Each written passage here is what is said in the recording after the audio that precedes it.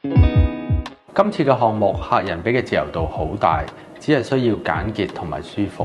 團隊入手嘅時候就可以靈活好多啦。大家好，我係 M&P 嘅創辦人 Edward。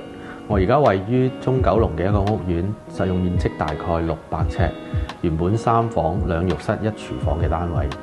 嚟緊我會帶大家參觀一下我哋團隊用咗3個月時間完成嘅一個作品。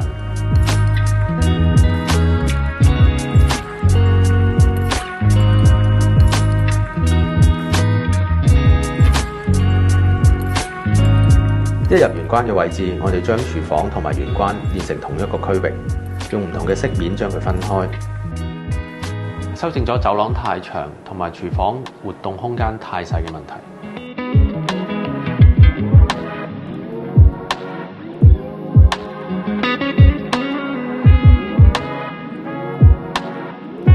我哋保留咗客浴室嘅座廁，將原本客浴室嘅面積改造成多功能房，包括咗洗衣啦、儲物同埋鞋櫃。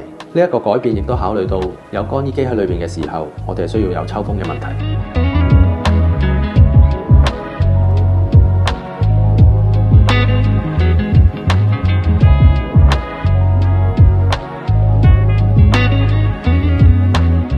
客廳嘅面積比原本大咗1幅窗，再配合新建嘅電視機弧形設計，咁樣可以大幅提升2間房喺通道上面唔夠光嘅問題。隱藏式嘅電視機櫃可以令到成個設計更加整潔。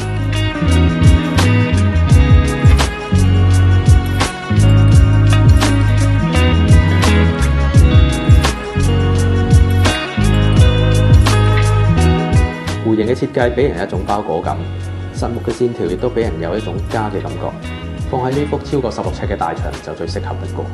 我哋唔想影響戶主生活嘅動線，所以將餐區嘅設計融入喺大櫃入邊。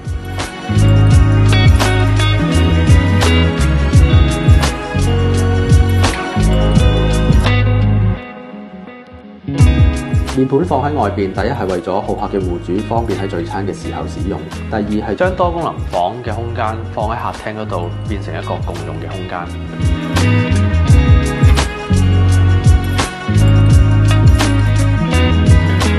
主人房嘅設計着重收納同埋舒適嘅感覺，選擇唔同顏色同埋物料就可以令到細小嘅空間都可以區分到唔同區域嘅效果。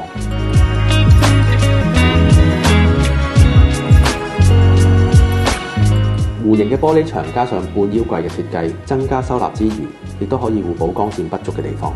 我哋規劃嘅時候，將主浴室嘅座廁刪除，減少異味之餘，同時亦都將原有面盤台面不足嘅問題解決。